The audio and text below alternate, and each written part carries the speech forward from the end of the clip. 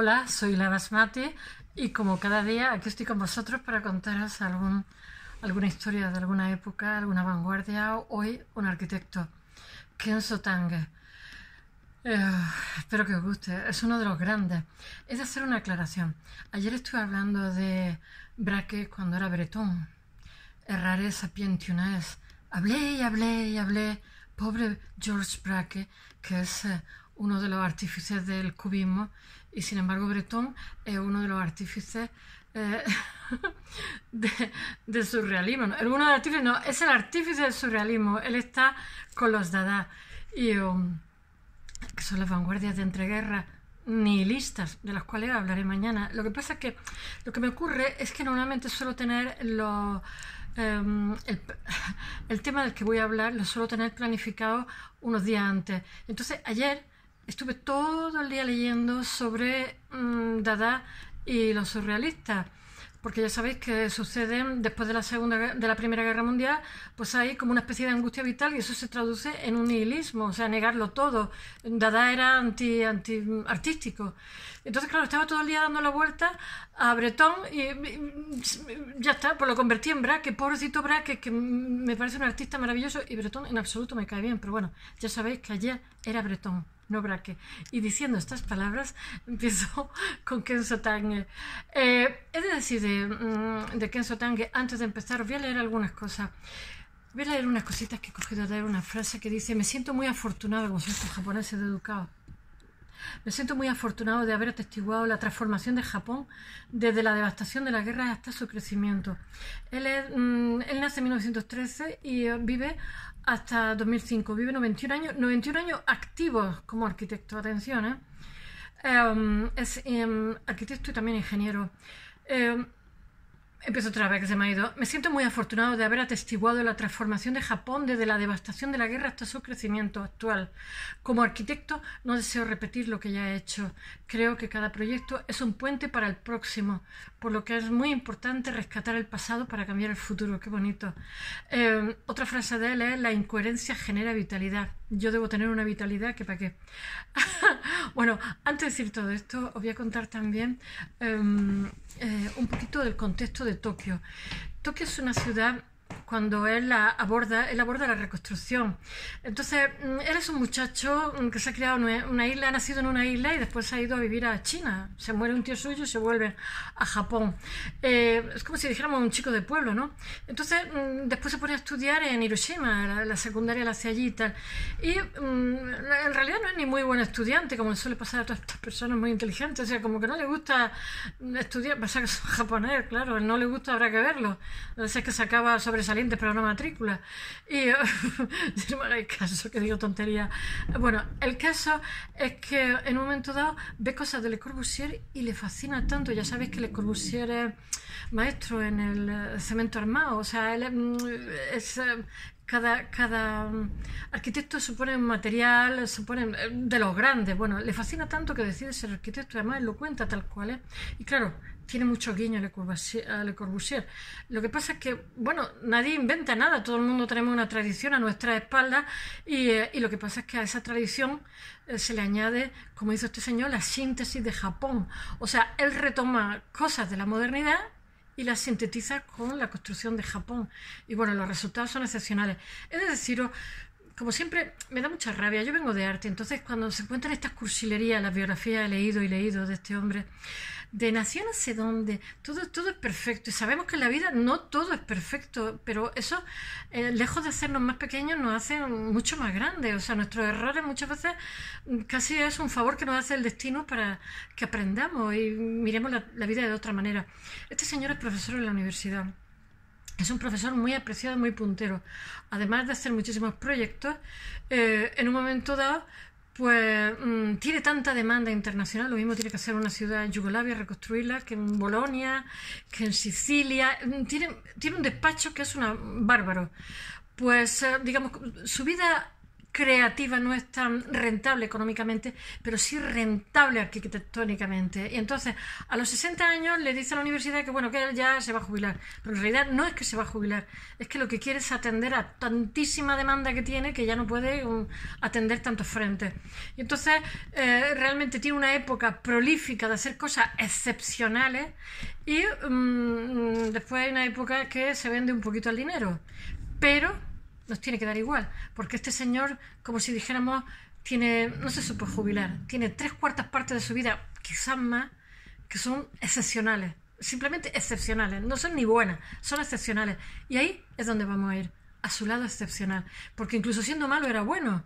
Pero bueno, claro, es que lo que hizo con anterioridad eran, como he dicho, os dije con Alvar Aalto, se crean patrones, o sea, lo que estas personas hacen, lo hacen y ya lo imitan. Bueno, estoy viendo obras suyas, digo, anda, el Ayuntamiento de Benidorm, anda, no sé qué, me doy cuenta cómo lo han copiado cosas maravillosas y preciosas. Y bueno, diciendo estas palabras, os hablo de Tokio. Tokio es una ciudad cuando... Él tiene mucho que ver con la... ¿cómo se dice? Reestructuración de Tokio, pero tiene también mucho que ver con la reconstrucción de Japón. Él le encargan el memorial de Hiroshima. Él ha sido estudiante en Hiroshima y hace una preciosidad. Tiene un guiñito a Le Corbusier, pero es muy bonito lo que hace. Y después tiene muchas cosas, prefecturas por Japón, el Ayuntamiento de Japón, etc.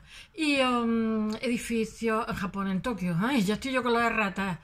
Y bueno, quiero que sepáis una cosa. Este señor dice que Tokio, una ciudad de 10 millones de habitantes, estamos hablando del año 50, con un crecimiento brutal, es una ciudad que un 25% cada 5 años se renueva entero, incluso en la actualidad. Entonces tienes que construir, tienes que proyectar. Eso me recuerda cuando yo hacía restauración. Tienes que hacer las cosas pensando que tú vas detrás de otros, pero que otros van a venir detrás tuya. O sea, que eres parte de un eslabón. Y entonces, este señor le llaman el metabolizador, porque no solamente busca la funcionalidad, sino... En fin, ahora lo iré explicando, porque si no... Os lo voy a explicar antes de empezar. En fin, se me está echando el tiempo encima. Voy a hablar de sus proyectos. Me pasa como Alvar Aalto.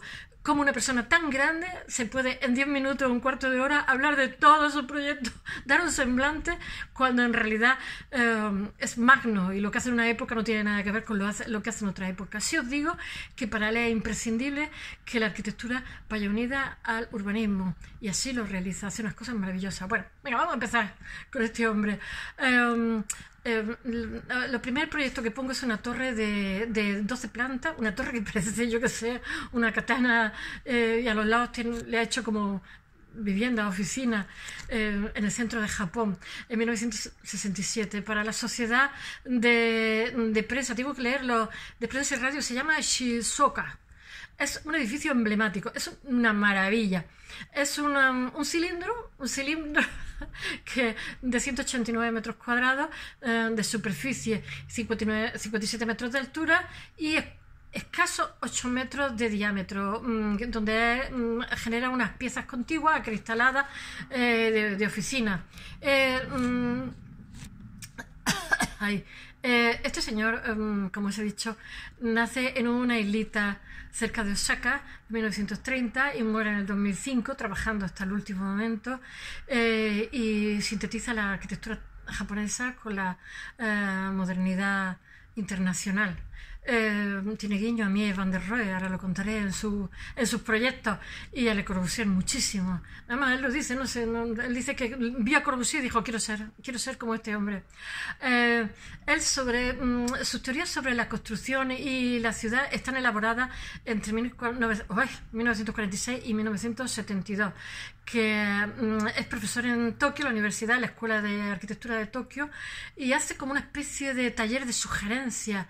Y bueno, a él lo llaman estructuralista. Eso a mí me resulta curioso, porque yo tengo 2 filologías y el estructuralismo en filología sé lo que es, en lengua sé lo que es, pero no sé lo que es el estructuralismo en arquitectura. El estructuralismo en filología, por ejemplo, un fonema es no lo que es por sus características, sino por su lugar en la estructura, o sea, en cómo interacciona el sistema con él. Eso es el fonema, y supongo que en arquitectura será algo parecido.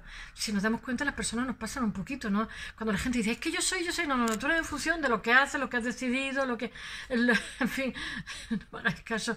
Eso es el estructuralismo, yo lo sé en fonema. Bueno, a este señor le llaman estructuralista y intuyo por qué.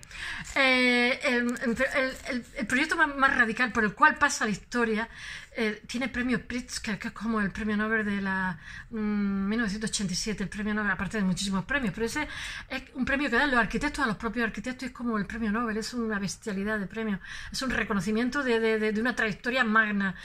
Bueno, el manifiesto más radical, el proyecto más radical es una nueva estructura para el plan Tokio que llaman, que se hace en los años 50, 1959. Entonces este señor dice que presenta una evolución controlada, quiere modernizar Tokio porque dice que tiene mucho que ver la modernización de la ciudad con la circulación. Tokio es una ciudad de 10 millones de habitantes en esta época, con un crecimiento y una densidad tremenda, es un lugar caótico. Una frase suya dice que las ciudades de esas características, lo leo, de esa magnitud son necesarias para desarrollar las funciones y la importancia vital en una sociedad moderna. No puedo decir nada, pero bueno, quiere decir que hay algo que son prioritarios. Y entonces él formula la idea de que es la función futura y no la forma existente el punto de partida de cualquier reflexión sobre urbanismo. Yo estoy totalmente de acuerdo. Tange dice que la función vital de cada ciudad es la comunicación y eso implica velocidad.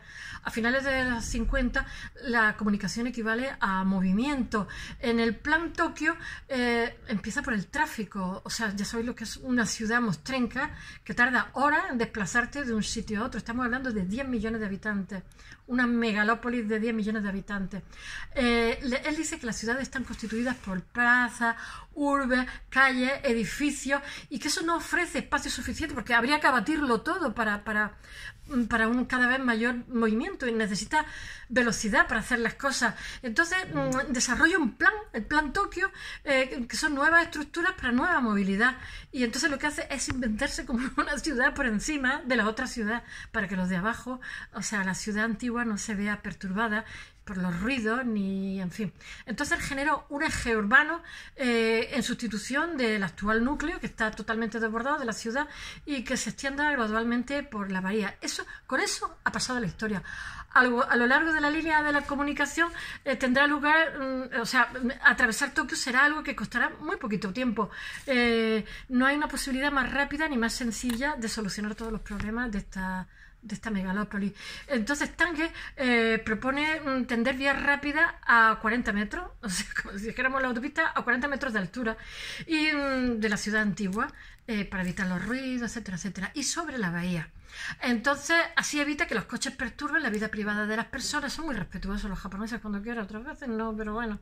El punto de partida de esta estructura urbana es una retícula de torres de 150 a 200 metros de altura, estoy leyendo porque no me sé todos los datos, y 200 metros de distancia una de otra. Es una preciosidad, como ramales de tráfico urbano y al mismo tiempo como atrio, pues genera edificaciones donde puede vivir la gente, edificaciones verticales y las instalaciones de luz y agua y todo esto y cables de electricidad también irían por arriba. O sea, es que es una cosa como futurista. Estamos hablando de los años 50, finales de los 50, porque no se pueden mover en esa ciudad. Entre las torres habría plataformas en las que la gente podría vivir y trabajar. Mientras que esta retícula constituye una estructura rígida e inalterable, las plataformas admiten configuración funcional de forma que podrían adaptarse a las diversas necesidades de los usuarios. Está claro, está chupado. Fijaros qué nivel de desarrollo tenían. Esta gente nos lleva 50 años, ¿sabes? A finales de los años 50, planes de ese tipo he estado leyendo que eran bastante normales en Tokio. A finales de los 50 nací yo y me parece que es de mucho. Sin embargo, a nivel de Brasilia, que por lo visto es contemporánea, Brasilia, sin embargo, son más de edificaciones verticales, pero Brasilia no contempla ese tipo de soluciones. No sé, ese tipo de esquema funcional de plan urbano. Pero este señor dice que él lo realiza hasta en los detalles más nimios, que lo tiene todo programado. como buen Japón. El arquitecto no considera que urbanismo sea independiente de la arquitectura. Está bien, yo estoy también totalmente de acuerdo. Y entonces influye sobre los estructuralistas holandeses y sobre un arquitecto que es también muy, muy famoso que se llama Hesberger. En sus trabajos posteriores, Tange, ya lo he dicho, se vuelve posmoderno. Y está, pero en las disposiciones se mantiene fiel a sus convicciones. O sea, él tiene muchísima calidad, yo diría que durante 40, 50 años. Después, otra época, pues se vende un poquillo al dinero, pero no lo reprocho porque este señor, con la trayectoria que tiene, él hizo los estadios olímpicos, ahora lo cuento. Bueno, él hace el Ayuntamiento de Tokio, que parece como una fortificación antigua japonesa. Porque ya sabéis que Tokio, a finales del 19, como tiene ese desarrollo tan grande, también pasa en España, abate todas las murallas de piedra de todos los sitios y tiene cierta nostalgia. Entonces rinde homenaje en el Ayuntamiento de Tokio a esa fortificación, hace como un castillo japonés, europeo y occidental mezclado con Japón, pero bueno, hace un foro cívico que suele hacerlo siempre, y está recorrido por rampas. Su distribución espacial es preciosa. Después ya sabéis que tiene el Memorial de Hiroshima, que es de 1949, no me sé la fecha, 1956, es de los primeros proyectos magnos que hace. Y cuando veáis lo de Hiroshima, que tiene como una campanita en medio y tal, y bueno, y su propia residencia es en Tokio, que después la abate, pero durante mucho tiempo su residencia hace un guiño a la residencia tradicional japonesa, que ya sabéis, con el tatami, entonces con las paredes correderas de papel de arroz, que en un momento dado se puede convertir en una sala gigantesca o en pequeñas salas. Y bueno, para él dice que la construcción japonesa es su forma de inspiración, yo qué sé, y él cuando realiza una vivienda, por muy moderna que sea, siempre tiene un guiño a esa tradición japonesa que le precede. Él lo dice, que bueno, que la formación está muy bien, pero que no hay que olvidar de quiénes son, de dónde vienen. Y entonces, bueno, él dice que la tradición, aunque no se note, es como su estructura, su esqueleto, que es como una especie de catalizador que provoca e impulsa una acción. Me encanta la frase que tienen, porque estos japoneses son muy poéticos, y que después desaparecen en el resultado final, pero que está ahí esa estructura, que es él, que es su ser, por decirlo de alguna forma. Y bueno, ya sabéis, he dicho la vivienda. Después hace una prefectura también que se hace muy famosa porque se le copia muchísimo entre 1955 y 1958, la prefectura de Takamatsu, que es un nombrecillo, y que la hacen hormigón armado. Tener en cuenta que Japón es un lugar de muchísimos movimientos sísmicos y no pueden utilizar hormigón armado, pueden utilizarlo, pero el vidrio y el acero no tanto. Y entonces tiene que además tener la estructura y tal, tiene que tener unas consideraciones especiales porque están en zonas sísmicas. Después, este edificio es un guiño a Mies van der Rohe, recuerda muchísimo el edificio de esta prefectura a Mies, pero sin embargo, lo mismo que el europeo debe reinventar la reapertura, el Tange sigue una tradición japonesa para mostrar la apertura de la construcción. Entonces ya os digo que es una síntesis. En los años 50 el Tange habla del templo de Ise como el prototipo de estructura japonesa, y entonces le encarga los estadios de los Juegos Olímpicos del 64, que es una preciosidad, y se basa en el templo de Ise para las cubiertas arqueadas, el pabellón olímpico se llama Tokyo Cable, y se tiene forma de antenas parabólicas tendidas sobre dos pilares en las que las cubiertas consisten en una red de acero. Es una preciosidad lo que hace para los Juegos Olímpicos. Tange dice que el efecto del espacio sagrado de los templos es algo que arquitectónicamente, cuando tiene un proyecto magno, intenta llevarlo a cabo, porque para él todo tiene un carácter religioso. Espero que os haya gustado. That's all.